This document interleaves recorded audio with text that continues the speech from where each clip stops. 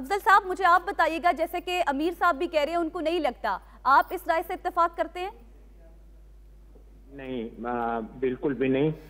बात यह है कि 9 अप्रैल को जब ये हुकूमत तब्दील हुई थी जी, उस वक्त उसमें बाजवा साहब सरखील थे, उसके साथ बाइडन की CIA की सपोर्ट थी और उस वक्त बंदियाल साहब ने भी इसके ऊपर आंखें बंद की, बल्कि कंप्लिसिट रहे, सपोर्ट दी इनडायरेक्टली।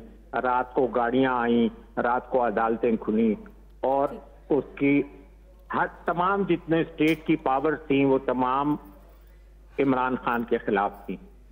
अब अल्लाह के काम देखें, आज 1 साल गुजरने के बाद पाकिस्तान की इकोनॉमी बर्बाद है, पाकिस्तान में महंगाई वो जितना जहां पे वो थे उसके से बहुत ही आगे बढ़ गए। वो पहले महंगाई मार्च वगैरह करते थे और मिड टर्म इलेक्शन भी मांगते थे।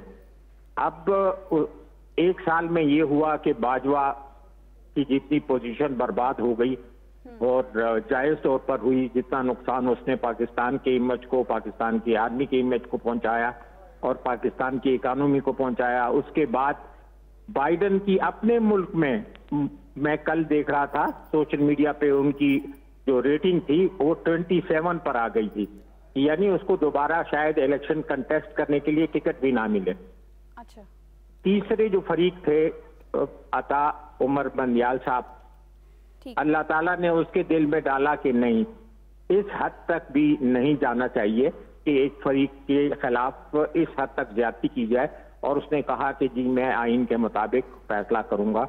और उसमें डिले हुई बिल्कुल। एक इस बात से मैं उनसे, अमीर अब्बास साहब से मुत्तफिक हूं कि वो 14 अप्रैल से पहले होनी चाहिए थी, लेकिन ये 14 मई को बात चली गई।